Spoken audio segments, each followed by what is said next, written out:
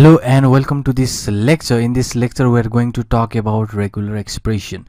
So regular expression in Python is a special sequence of character that helps you match or find anything or a set of a string using a specialized syntax held in a pattern. So you have a pattern. So in this case you have to make use of this pattern to search in this string. So you can have the string where this pattern should be searched, and pattern normally is an R expression. So you just give this R and this colon and you put the expression over here, which is R expression. So you just match a pattern, and basically it can be done using this match and a search method that is provided by this RE module. So in order to work with this regex, all you have to do is import the RE module, and you can just invoke this match and a search function of this RE module, and it only takes the three argument, in which first one is a pattern, second one is string where this pattern should be searched or a match, and third one is optional flags.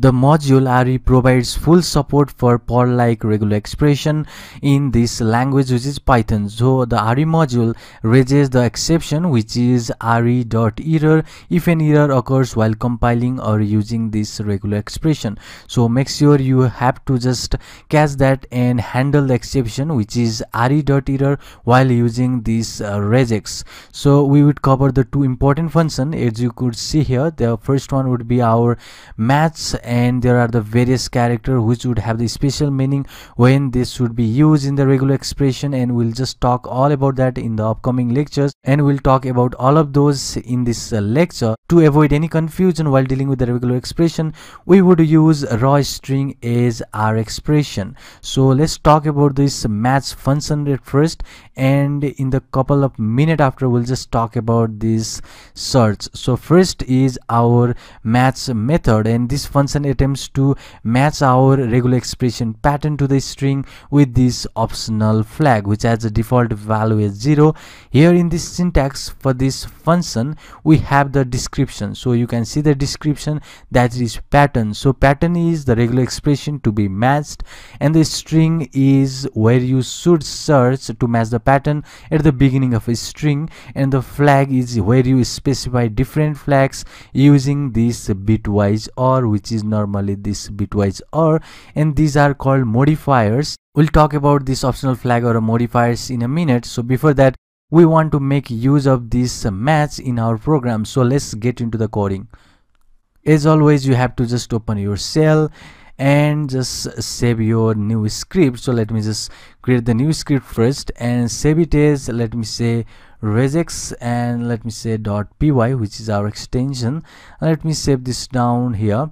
So let's make use of that match method. So first of all, we have to import the that is our regular expression module, and let me just create the line. So line is basically our string where this match should begin. So let me say human first, human are, so let me say humans are smarter than machine.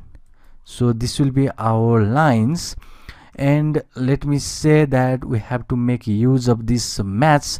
So in order to just get this match, we have to use this match object. So let me just create this match object, and let me just invoke this match method of this RE module, where we have to just provide the pattern, string, and optional flag. So first here would be R, which is our expression over here, and let me just say this R should be something like the following. So let me just give this pattern over here, and let me say R.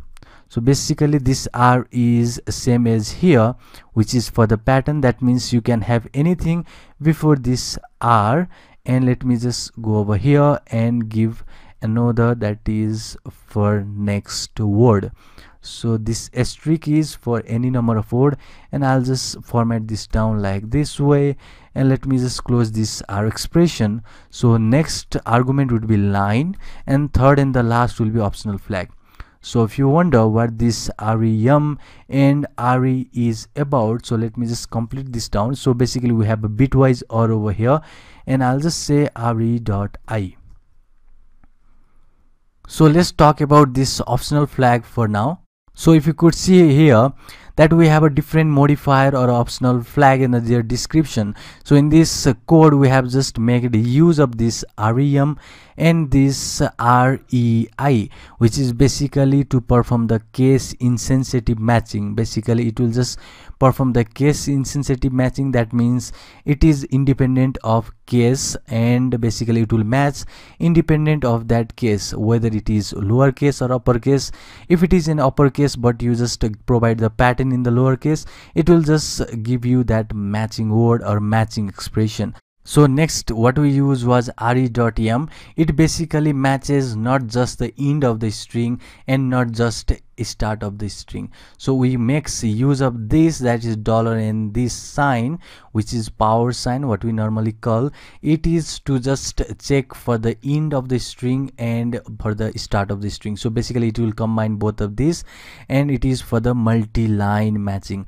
So this will be our re.I and re.em, and basically we have multiple modifiers over here. You can see re.s, and it basically makes a period match any character including a new line, and you can just check out this re.u in order to just give different modifier to your matching object. So let's get back into the coding now. So after we just talk about these modifiers, and this is basically our expression which is to be matched, or this is basically the pattern which is to be matched inside this line. Now it's time to just check if this match object exists. So let me just say if match object. So what this match basically return us is match object if it is success, and it will just return none on the failure. So if you have match object, and that means you have returned as a success, and if it basically returns a failure, that means if you just say none, then that means it is a failure. So if it is returns, so if it returns the match object, that means we have success over here, and we'll just check for that in this section, that is in this code. And basically what you're gonna do in this is to print the match object. So let me just say match object, that is print me match obj, and just say that is group here. And if you wonder what this group is, so let me just print it out first and show you what this match group is all about. So I'll just say match object, and we'll just call this group of this match object, and I'll just say if it is not, then I'll just print something that is no match over here. So let's go back here, and I'll just say print me should be no match. So let me just save this down and run it using this F5. Then there is a problem, so let's go here and just give the proper indentation. And basically what you need to do here is to just close this print and save this down, and you could see humans are smarter than the machines. It is basically a match object group which is to return entire match or specific group num. That means you have entire match over here in this match group. So basically you can provide that is the number inside this match group. What if I say that is a number here inside this should be, let me say 1, and the next one would be, let me just go down here again, let me paste the same code. Instead of 1 I'll just say 2, and in this group you should call with this 1 and 2. Let me save this down and run it one more time. Then you could say humans are smarter than machine in group 1, and humans and smarter only. So basically this group method returns all the matching subgroup in a tuple, and it will return empty if there weren't any. So we have just returned only this human in the case of group, and basically this is the method returning only the subgroup of this tuple. That means you just get this expression, and this expression it will just return as a subgroup. That means you have something that is human smarter in this tuple or in this match object, and when you just call this group of this match object, it will just return human, or it will also return smarter. So what if I just go down here and print 3, that means you are not going to get anything. So let me save this one and show you that is saying no such group. There is no such matching subgroup in your tuple. It is basically an empty. That means you are not getting anything because our expression is just matching with this human, and there is R, he is here and is smarter. So this means you are human, R smarter is matched.